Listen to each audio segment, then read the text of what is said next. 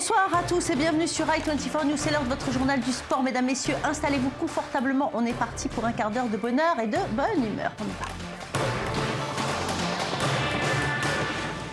Et je vous propose d'ouvrir cette émission par les résultats du championnat de France de Ligue 1. Nantes, vainqueur de Bordeaux 2-1, s'est relancé dans le premier tiers du classement. Rennes et Montpellier ont été respectivement battus à Bastia 2-0 et tenus en échec Lens 3-3. Belle victoire de Lyon à Gerland face à Caen 3-0. Pour le compte de cette 18e journée de Ligue 1, début de journée prolifique, donc avec 23 buts en 6 matchs joués. Dimanche, donc ce soir, ce seront les Cadors qui vont s'exprimer. Le leader Marseille va défendre sa première place dans un match au sommet à Monaco. Paris, de son côté, aura pour mission de venir à bout de Guingamp. Vous vous en doutez, après la défaite en Ligue des Champions, Laurent Blanc est prudent. Il revient d'ailleurs sur ce match. Il peut redouter une perte de confiance de son effectif. On l'écoute. Il y a toujours un risque. Il y a toujours un risque. Donc c'est vrai que le risque est peut-être un petit peu plus grand quand tu as subi ta première défaite. Depuis 7 mois. Depuis 7 mois. Une défaite. Donc sincèrement, même si mon président souhaiterait n'avoir pas de défaite, une défaite en 7 mois, si c'était le cas durant les 7 prochains mois, je signe de suite.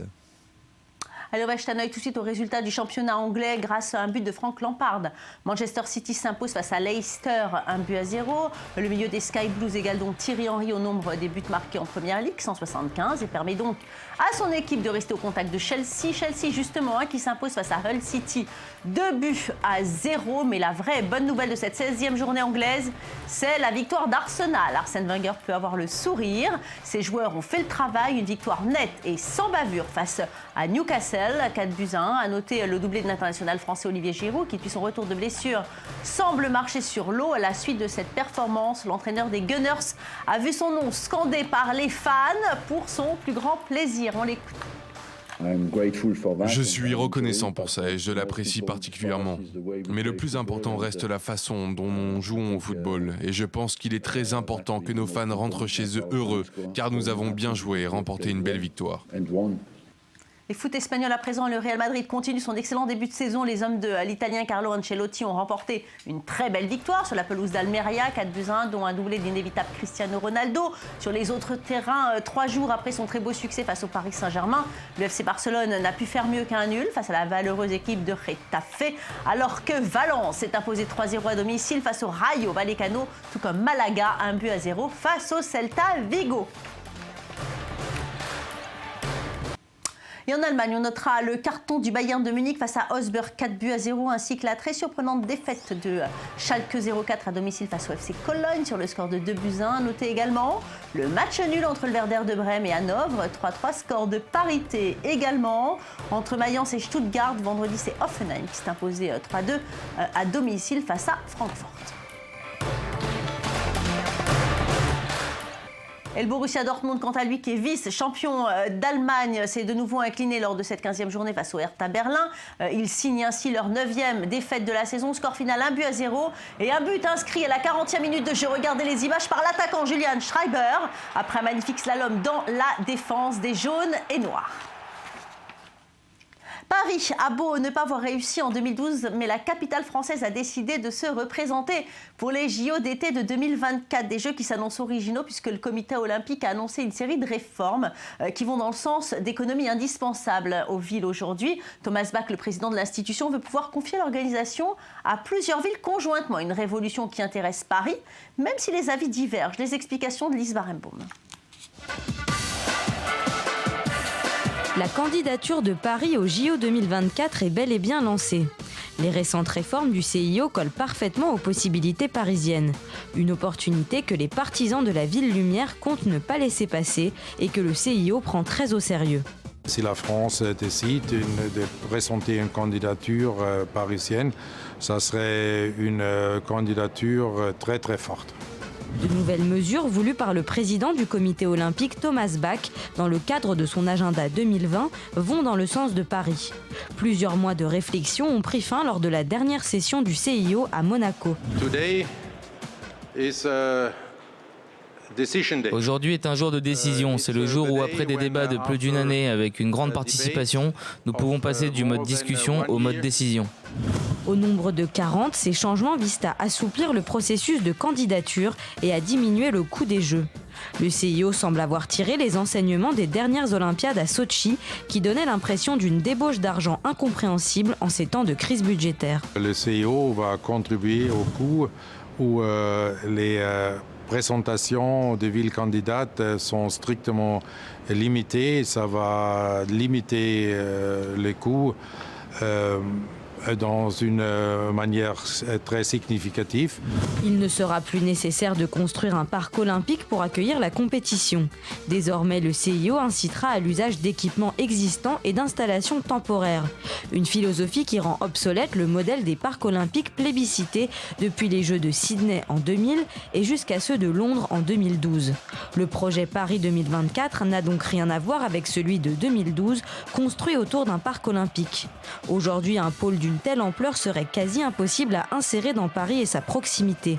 La capitale française pourrait alors réutiliser le Stade de France, le Palais Omnisport de Paris-Bercy, Roland-Garros ou encore le Vélodrome de Saint-Quentin en Yvelines.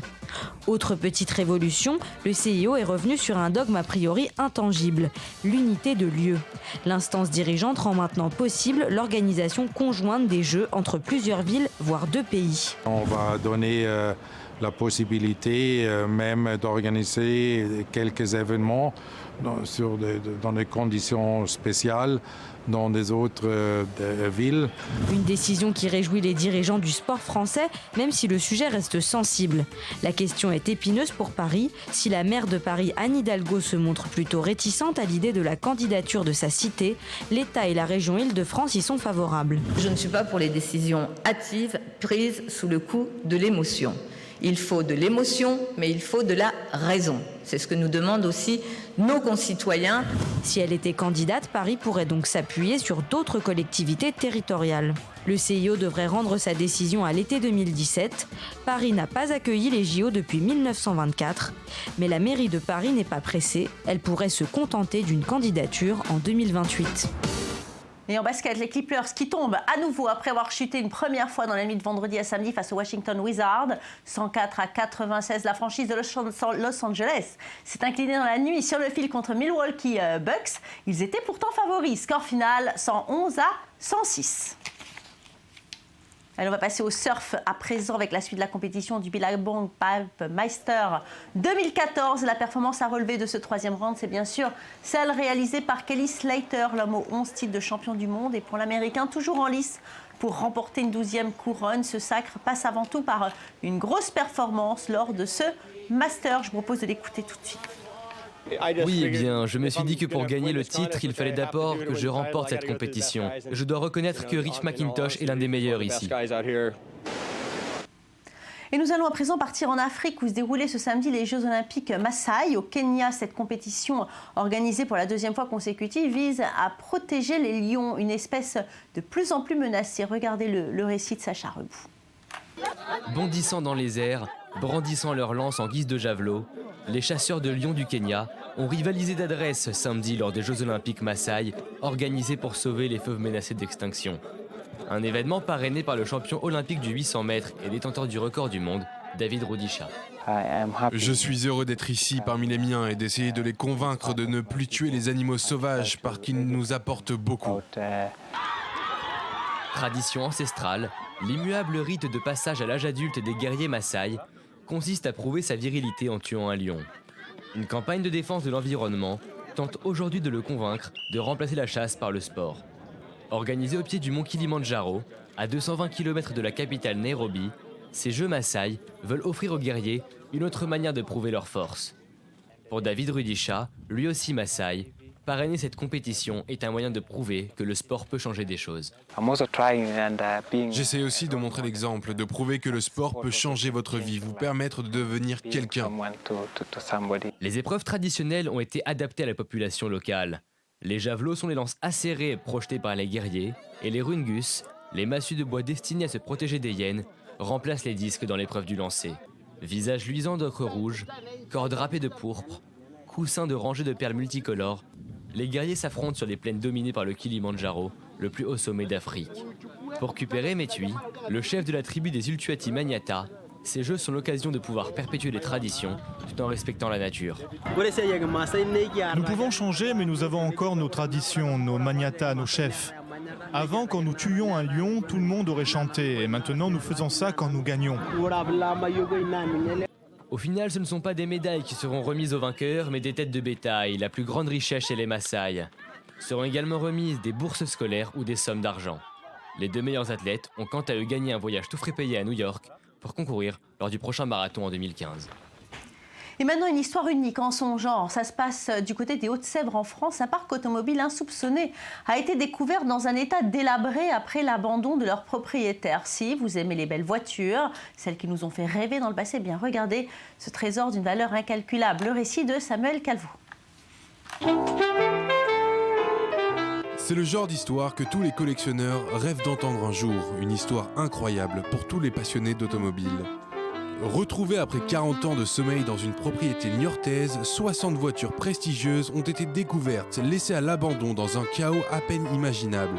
Un trésor insoupçonné de par les héritiers qui ont découvert ces prestigieuses automobiles tout récemment. Cette collection a été constituée par un transporteur, un gros transporteur de la région des Deux-Sèvres.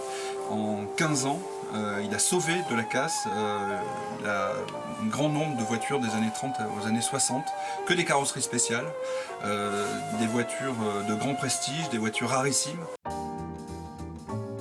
Profitant de l'expansion consécutive à la Seconde Guerre mondiale, il a consacré une partie de sa richesse à rassembler ces belles voitures. Témoignage du génie automobile, parfois dormant dans une casse, elle constitue un échantillon hétéroclite de la production des débuts de l'automobile aux années 70. Il a connu un revers de fortune à la fin des années 70 et une vente judiciaire a eu lieu, une centaine de voitures, et ce qui a provoqué un traumatisme important dans la famille.